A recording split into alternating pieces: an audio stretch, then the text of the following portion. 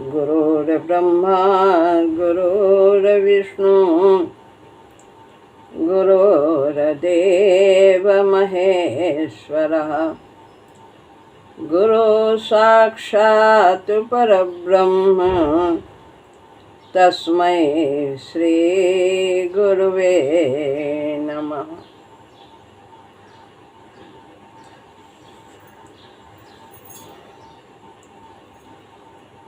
श्रीमद् भगवद गीता अध्याय 2 श्लोक है 9। गीता विमर्श से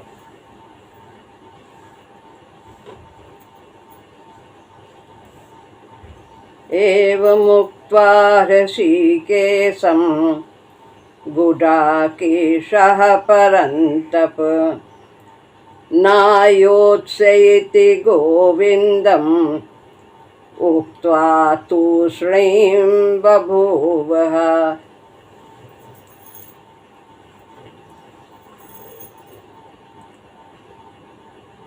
गुडाकेश अर्जुन के लिए है, निद्रा को जीतने वाले।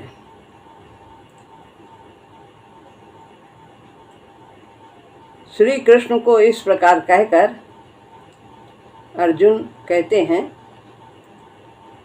नहीं लड़ूंगा, यानी युद्ध नहीं करूंगा। पहले तो कहते हैं कि मैं आपकी शरण हूँ, और फिर उसके बाद और कहते हैं 8वें श्लोक में, लेकिन एक बात और है कि ये गुरु और पितामह तो है ही मेरे सामने, लेकिन मेरे भाई लोग भी हैं जो सामने हैं, वे मेरे भाई हैं। तो ये बात भी है, इसलिए मैं युद्ध नहीं करूँगा। पहले कह दिया मैं शरण हूँ, मुझे शिक्षा दीजिए, आदेश दीजिए, लेकिन 8वें श्लोक में फिर ये दूसरी बात कह के फिर 9वें श्लोक में कहते हैं कि मैं युद्ध नहीं करूँगा, और यह कहकर चुप हो गए। अर्जुन अभी तक उसकी दृष्टि पौराणिक ही थी, जो कर्मकांड के द्वारा भोगों की उपलब्धि का जिसमें विधान है, और जिनके लिए स्वर्ग ही सब कुछ है। पुराणों में इन्हीं सब की चर्चा है, वेदों में सकाम कर्मों की, और वही दृष्टि का प्रचलन था उस युग में। स्वर्ग ही सब कुछ था, उसके आगे का वे नहीं जानते थे। बस कर्म कांड करो, विधि विधान से सकाम कर्म करो, और यहाँ के भोग भोगो और उच्च लोकों के भोग भोगो, फिर वापस आओ, जब पुण्य समाप्त हो जाए और फिर करो, फिर जाओ, यही था, इतना ही जानते थे। लेकिन भगवान ने इस विचारधारा को भी एक गलत सिद्ध कर दिया आगे चलकर। 10वां श्लोक है, तमुवाच ऋषिकेशः प्रहसन्निव भारत सेनयोरुभयोर्मध्ये विषीदन्तमिदं वचः।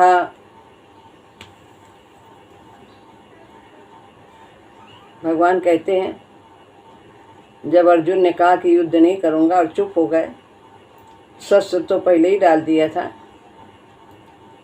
कहते हैं हे भारत, संबोधन करते हैं, जैसी परिस्थिति होती है उसी प्रकार के संबोधन भगवान के भी हैं और अर्जुन के भी हैं, अनेक नाम से। अब यहाँ भारत कह रहे हैं कि तुम भरत वंश के हो, कितने उच्च कुल के हो, कितने महान महान राजा हुए हैं तुम्हारे पूर्वज। तो हे भारत, उन्हें याद दिलाते हैं। हंसते हुए से श्री कृष्ण दोनों सेनाओं के बीच में विषाद करते हुए उससे यानी अर्जुन से यह वचन बोले। क्या कहते हैं भगवान आगे? अब यहाँ बता रहे हैं, अर्जुन को गीता में कई नामों से पुकारा गया है। यह उसके विशेषण है। भारत जो कहा है, गुडाकेश का अर्थ है निद्रा का स्वामी, निद्राजित, जिसने निद्रा को जीत लिया है। लक्ष्मण जी भी ऐसे ही थे, वे सोए नहीं थे जितने दिन वनवास में रहे भगवान के साथ। तो यहाँ अर्जुन में भी यह योग्यता थी। इसी प्रकार से श्री कृष्ण भगवान को भी अनेक नामों से पुकारा गया है। कहीं गोविंद है, कहीं गोपाल है, अनेक नाम है भगवान के। मधुसूदन है, कृष्ण है। यहाँ ऋषिकेश कहा है, इंद्रियों का स्वामी। ऋषिकेश का अर्थ है इंद्रियों का स्वामी, यानी इंद्रियाजित। जो सामान्य व्यक्ति होता है वो इंद्रियों का स्वामी नहीं होता है, वो इंद्रियों का गुलाम होता है। जो इंद्रियां चाहती हैं, क्या खाना चाहती हैं, जो देखना चाहती हैं, सुनना चाहती हैं, तो मन भी उसी से जुड़ा रहता है और आत्मा भी उसी के कहे में लग जाती है और अपने उद्देश्य को भूल जाती है।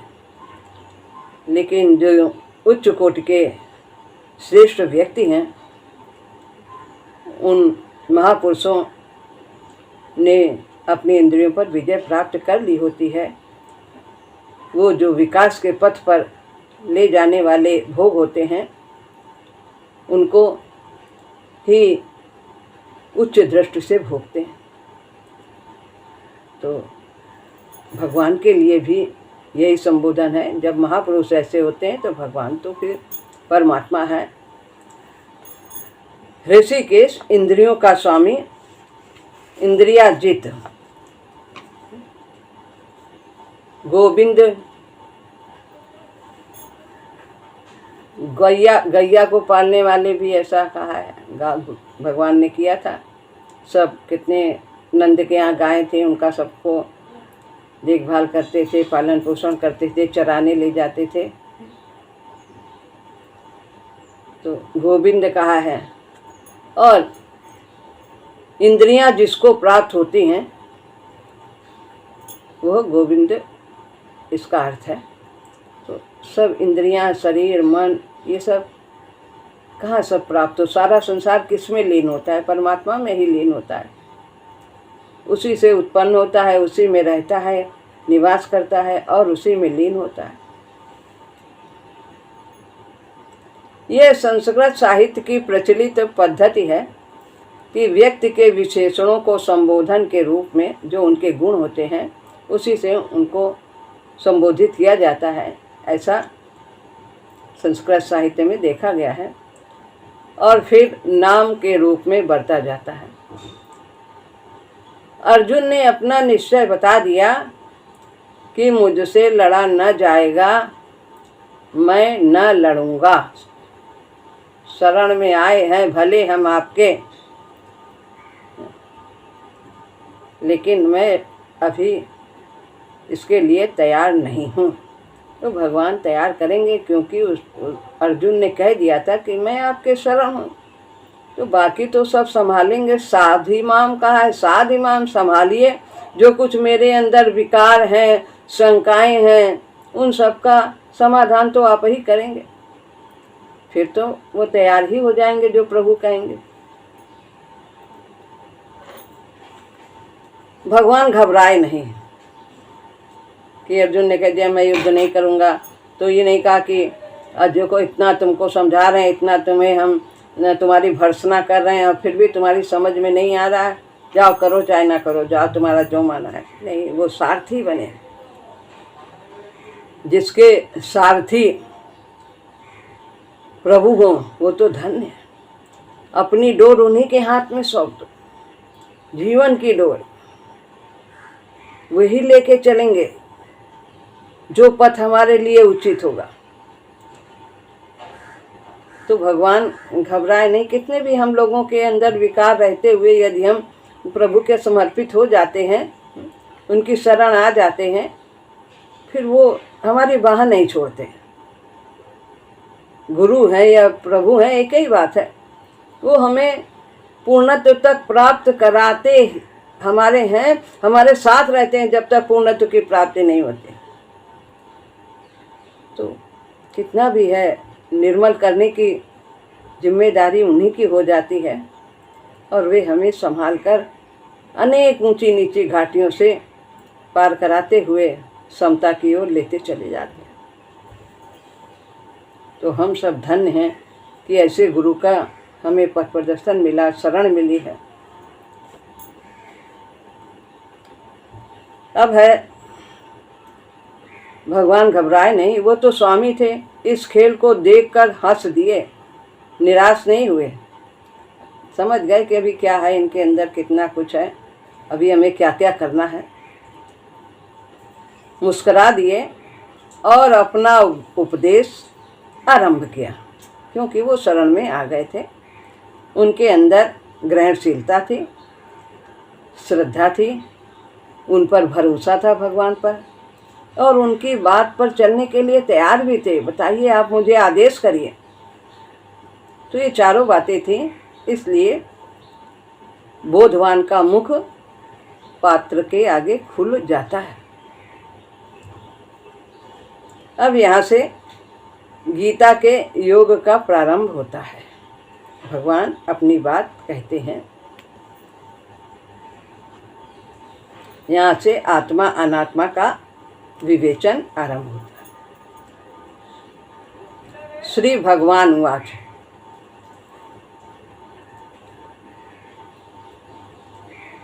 अशोच्यानन्वशोचस्त्वं प्रज्ञावादांशु च भाससे गतासून् गतासूंश्च नानुशोचन्ति पंडितः।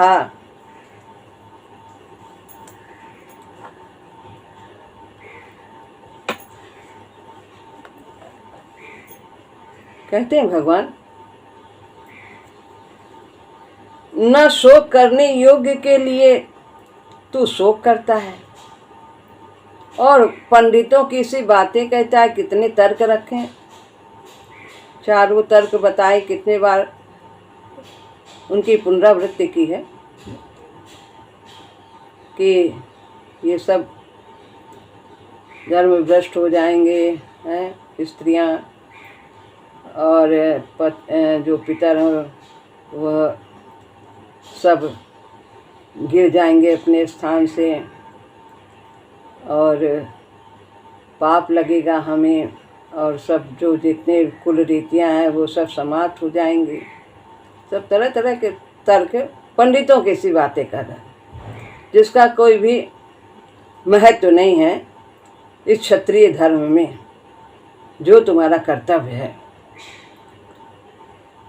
मरे हुए और जीवितों के लिए पंडित लोग शोक नहीं किया करते हैं। पंडित यानी पंडा जिसे ज्ञान है, बोध है।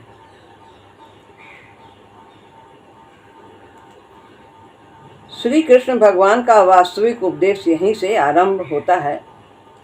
अर्जुन की वर्तमान स्थिति का भगवान आधे श्लोक में ही वर्णन कर देते हैं।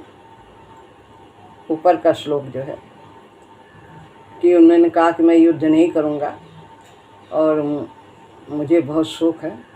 तो कह रहे हैं कि अशोच्यानन्वशोचस्त्वं प्रज्ञावादांश च भाससे, जो शोक करने के लिए नहीं उसके लिए तो शोक कर रहा। अशोच न शोक करने योग्य के लिए शोक आता है, जिसके लिए शोक नहीं करना चाहिए। कि जो वीर गति को प्राप्त हुए हैं, युद्ध में अपने प्राणों की आहुति दे दी है जिन्होंने, मोह से रहित होकर के ही युद्ध मैदान में कोई आता है तो आसक्ति ही बंधन का कारण होती है, और वो उससे रहित होकर के ही अपने प्राणों का मोह न करते हुए, प्राण सबसे ज़्यादा प्रेम, और उनका भी मोह न करते हुए वे वीर गति को प्राप्त होते हैं। तो ऐसे आत्मा के लिए शोक नहीं करना चाहिए। अर्जुन शोक कर रहा था अपने बंधु बांधवों के लिए जो युद्ध में प्राण देंगे। वास्तव में उस क्षत्रिय के लिए शोक करने की क्या आवश्यकता है जो छात्र धर्म का पालन करता हुआ रण क्षेत्र में अपना शरीर छोड़ता है। उसने तो अपने धर्म के पालन में शरीर को लगाया है। शरीर किस लिए मिला है? कर्तव्य के पालन करने में। कर्तव्य यानी धर्म, धर्म यानी कर्तव्य। यदि हम कर्तव्य का पालन करते हैं तो हम धर्म का पालन करते हैं। तो कर्तव्य का पालन करने में उसने अपने प्राणों का मोह नहीं किया, और वो मरकर स्वर्ग लोक को जाएगा। स्वर्ग की ही बात अर्जुन कह रहे हैं कि मुझे स्वर्ग का भी सुख नहीं चाहिए। तो यहाँ पर उस काल में स्वर्ग ही सबसे ऊंचा समझा जाता था, तो अभी वहीं तक की बात करते हैं। उसकी मृत्यु दुख का विषय नहीं है, वो तो उसके लिए हर्ष का विषय है। तो अर्जुन भी कहते हैं अभिमन्यु की मृत्यु में कि ये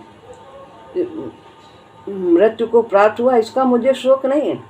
शोक ये है कि ये नियम के विरुद्ध इसको मारा गया है, अन्याय से इसको मारा गया है। तो इसलिए मुझे शोक है, और इसके मरने का शोक नहीं, क्योंकि ये तो वीर गति को प्राप्त हुआ। बाद में कहते हैं जब सब युद्ध शुरू कर लेते हैं, भगवान के कहने पर सब 18 अध्याय पूरा कर लेते हैं, ज्ञान उनको आ जाता है, करिष्ये वचनम तक, आपकी आज्ञा का पालन करूँगा, जीत हार के लिए युद्ध नहीं करूँगा, आपकी आज्ञा समझ करके अपने कर्तव्य को करूँगा। शरीर तो हमेशा रहने वाला नहीं है। यदि उसके द्वारा व्यक्ति अपने धर्म का पालन कर सकता है तो वो शरीर भी सार्थक है। इसीलिए मिला है ये शरीर कर्तव्य का निर्वाह करने के लिए। जो जिम्मेदारी दी है उन्हें अनासक्त भाव से करना चाहिए। जीने में और मृत्यु में भी, चाहे जी रहे हैं तो कर्तव्य का पालन करें, यदि उससे उस शरीर के द्वारा कर्तव्य पालन करते हुए हमारी मृत्यु हो जाती है तो भी वो सार्थक है। व्यक्ति का मोह मात्र ही मृत्यु से उसे कंपायमान कर देता है। मोह के कारण ये छूट जाएंगे, ये चले जाएंगे। शरीर को ही सब कुछ समझते हैं कि ये हमारे अपने हैं शरीर के नाते से, और ये मृत्यु हो जाएगी। इसीलिए अर्जुन भयभीत थे कि मृत्यु सबकी हो जाएगी, फिर मैं किसके साथ रहूँगा। तो व्यक्ति का मोह मात्र मोह अज्ञानता है। व्यक्ति का मोह मात्र ही मृत्यु से उसे कंपायमान कर देता है। क्षत्रिय का तो धर्म ही है युद्ध में, जब जरूरत होती है, आवश्यकता है तो युद्ध के लिए तो उसे जाना ही पड़ता है, देश की रक्षा के लिए। ये तो उसका धर्म है, और वो उसे एक भयावह दुर्घटना के रूप में देखने लगता है मोह के कारण मृत्यु को। तो कि बहुत बड़ी दुर्घटना होने जा रही, इतने लोग मर जाएंगे, ये सब चले जाएंगे, इनका बिछोह हो जाएगा, ये सब बहुत भयानक दृश्य उसके सामने मोह के कारण उत्पन्न हो गया। तो भगवान तो सब संभालेंगे ना, साधिमाम त्वाम प्रपन्नम, सब कुछ संभाल। कितना मेहनत किया भगवान ने। श्री रामचरितमानस में भी प्रसंग आता है, राजा दशरथ के देहावसान पर गुरु वशिष्ठ जी उपदेश देते हैं। जब सब लोग विलाप कर रहे थे, राजा दशरथ जी का शरीर शांत हो गया, तो वशिष्ठ जी ज्ञान देते हैं। सोचिए विप्र जो वेद विहीना, तजि निज धर्म विषय लवलीना। सोचिए नृपति जो नीति न जाना, जेहि न प्रजा प्रिय प्राण समाना, उसके लिए शोक करना है जिसने अपने कर्तव्य का पालन नहीं किया। और जो अपने कर्तव्य को पूर्ण रूप से पालन करते हुए जिसका शरीर शांत हुआ, उसके लिए शोक नहीं किया, उसका जीवन सफल हो गया। जाना तो एक दिन सभी को है।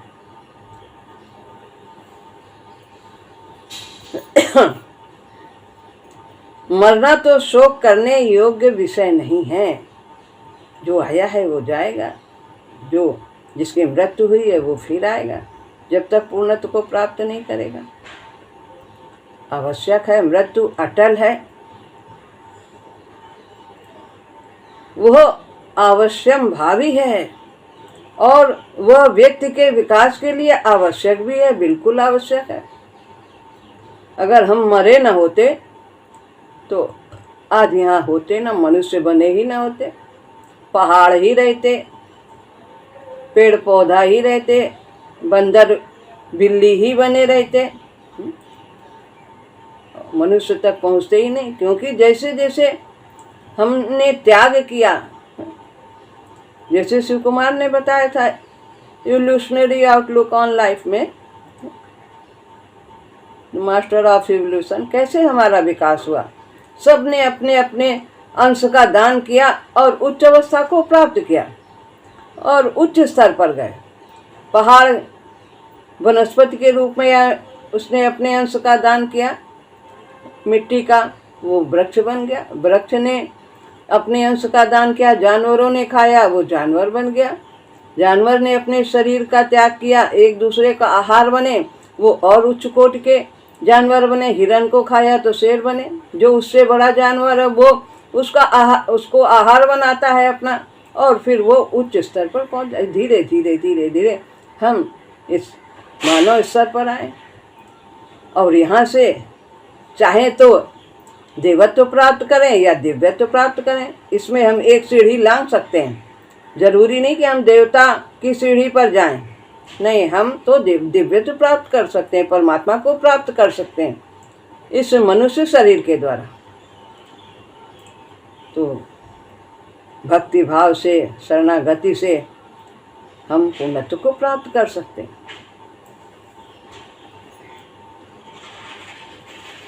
तो व्यक्ति के विकास के लिए मृत्यु आवश्यक है।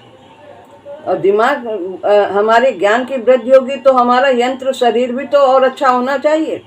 और ज्ञान बढ़ गया, अनुभव बढ़ गए और शरीर बंदर का है, तो क्या हम इतने बड़े बड़े आविष्कार कर पाएंगे जो आजकल हो रहे हैं, कर रहे हैं वैज्ञानिक? नहीं कर पाएंगे। तो इसलिए भगवान की कृपा से मृत्यु के द्वारा और अच्छा शरीर हमें प्राप्त होता है, ताकि हम और बड़ी सेवा समाज की कर सकें और अपना कल्याण कर सकें। विचार नहीं है तो यह है कि प्राण दिए गए तो कैसे दिए गए? मोह में दिए गए कि कर्तव्य पालन में दिए गए, कि जीवन ऐसे ही बिता दिया और शरीर छोड़ के चले गए, खाली हाथ चले गए? किस लिए गए? धर्म के पालन के लिए प्राण देना तो सभी के लिए हर्ष का विषय है, क्योंकि ऐसा करने से व्यक्ति विकास के पथ पर तीव्रता से अग्रसर हो पाता है। कर्तव्य करना, अभी तक थी सारी योनियां भोग योनियां थी, मनुष्य योनि कर्म योनि है। इसमें इतनी बुद्धि है कि हम सत्कर्म कर सकते हैं। बुद्धि से हम विवेक से विचार करते हुए क्या करना चाहिए, क्या नहीं करना चाहिए, निषिद्ध कर्मों का त्याग करते हैं और जो शास्त्रविहित हैं, शास्त्र निहित हैं, उन कर्मों को हम करते हैं। तो इस तरह हम अपने विकास की गति में तीव्रता ला सकते हैं। सत्संग करते हैं, बोध होता है कर्तव्य और अकर्तव्य का।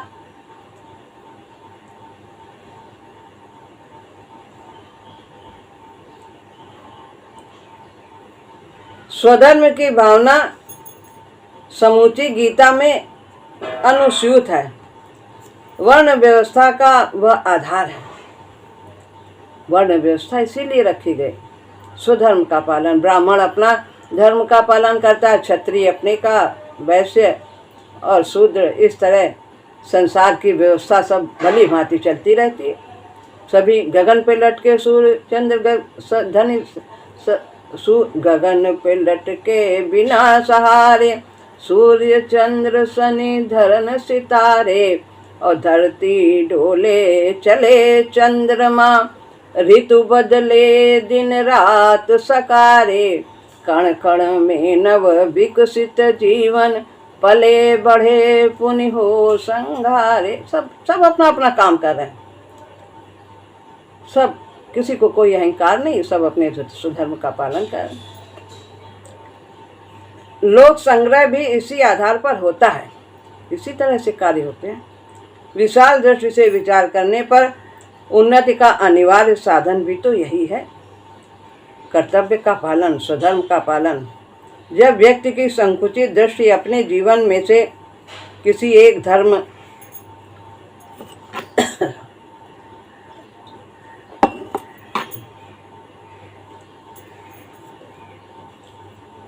जब व्यक्ति संकुचित दृष्टि से अपने जीवन में से किसी एक धर्म, दया इत्यादि को घटाने लगती है तो वह मोह में पड़ जाता है और पथ भ्रष्ट हो जाता है। क्षत्रिय के लिए यहाँ पर दया का विधान नहीं है। जैसे अर्जुन मोह में पड़ गए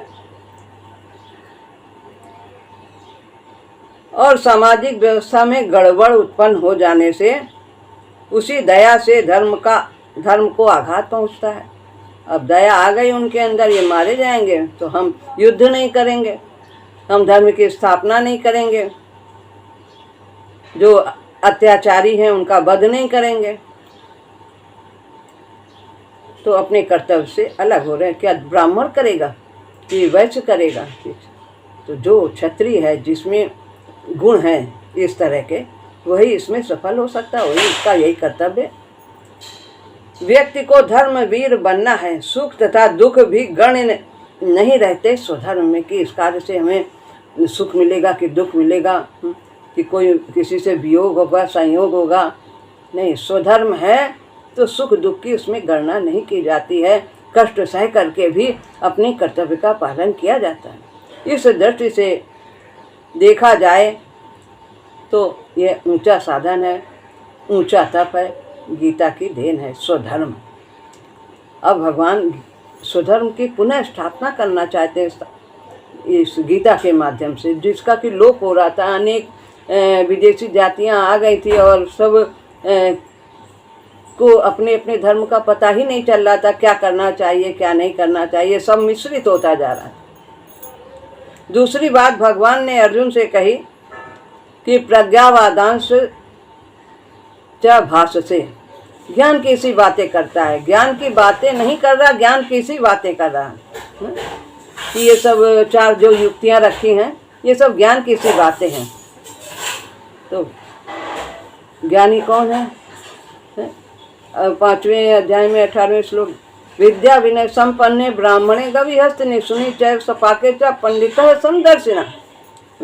जो समदर्शी होता है, सुख दुख को समान समझता है, जो विनय युक्त ब्राह्मण में, हाथी चंडाल शूद्र सब में जो है वो समभाव रखता है, तो सम वृत्ति नहीं, उसमें जो है उसका कर्तव्य एक सा नहीं होता है। समवृत्ति नहीं होती, समदृष्टि होती है, समान भाव, सबका कल्याण चाहता है। तो अपने कर्तव्य का पालन कर। पंडितों की सी बातें कर रहे हो तो स्त्रियों में व्यभिचार होना, मर्यादा का लुप्त होना, वर्ण संकर, पिंडदान आदि, ये सब जो तुमने तर्क रखे हैं, ये सब एक सुंदर दिखने वाली परंपरा है, परंतु तुम्हारे लिए यह बातें सोचनी नहीं है। तुम उस स्तर से ऊंचे हो, तुम्हारे लिए उससे बड़ा धर्म है।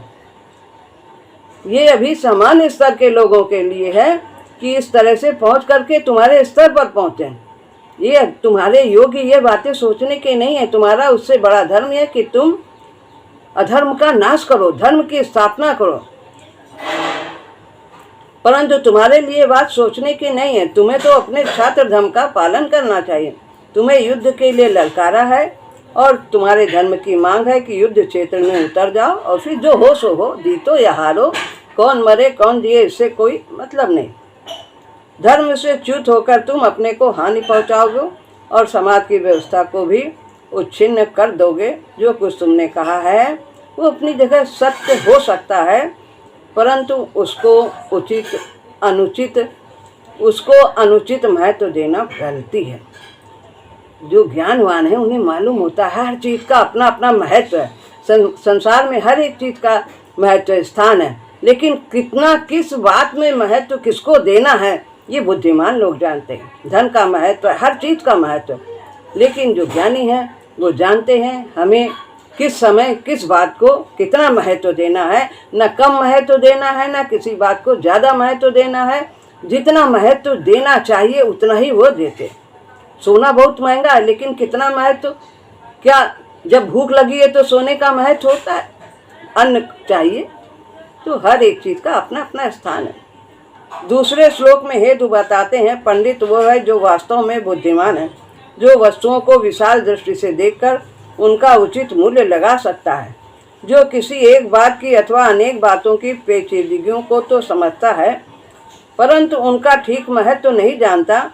दूसरी वस्तुओं के साथ जो उनका मिलान नहीं कर सकता वो बहुत जानने वाला होने पर भी मूर्ख है।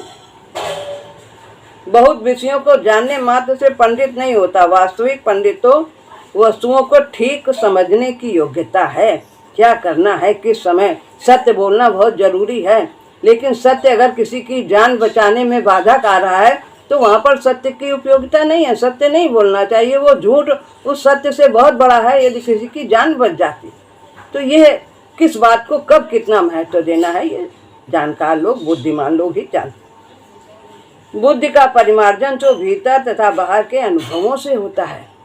कैसे बुद्धि निर्मल होती, कैसे परिमार्जित होती है? जब हम संसार में अनेक थपेड़ों से गुजरते हैं और उन अनुभवों से सीखते हैं तो हमें ज्ञान प्राप्त होता है, अनुभव प्राप्त होता है। सत्य क्या है, सत्य क्या है। गीता में पंडित को बहुत ऊंचा स्थान दिया है, वो श्लोक बता रहे हैं। यह बोध की पराकाष्ठा है, यह दृष्टि की विशालता की परम सीमा है। यही वास्तविक दृष्टि है कि समता कर, दृष्टि सम होनी चाहिए लेकिन वृत्ति सम नहीं होनी चाहिए। सबके साथ हम अलग अलग व्यवहार करते हैं। कुत्ते के साथ, चंडाल के साथ, कुत्ते के साथ खाना नहीं खाने लगते हैं, प्यार करते हैं। ज्ञानी लोग शोक नहीं किया करते, जो मर गए उनके लिए, जो जीवित हैं उनके लिए भी। मृत्यु तथा जीवन संसार की अवश्यंभावी घटनाएं हैं। शोक करने से क्या होगा? मृत्यु से छुट्टी मिल जाएगी? नहीं मिल सकती है। शरीर पात तो होगा ही, भले ही कोई कितनी चिंता करे, शोक करे। संसार चक्र को चलाए रखने के लिए ये दोनों आवश्यक हैं। जीवन और मृत्यु ये दोनों संबंधित हैं। जीवन मृत्यु पर आधारित है, मृत्यु जीवन पर आधारित है। जीवन है तो मृत्यु होगी, मृत्यु हुई है तो जीवन।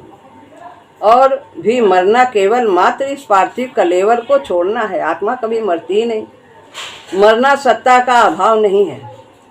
जीवन जैसे हम कपड़े बदलते हैं ऐसे ही ये शरीर रूपी वस्त्र बदलते हैं। जीवन स्थूल लोक में शरीर धारण करना मात्र है। जो रहस्य को ठीक ठीक जान गया है उसको शोक नहीं होता है। उसके लिए मरना जीना खेल सा रह जाता है। एक कमरे से दीपक उठाया, दूसरे कमरे में रख दिया, दीपक तो जल ही रहा है, उसको कोई फर्क ही नहीं पड़ता। तो आत्मा प्रकाश स्वरूप है, ये इसमें कभी अंधकार आता है। श्री राम।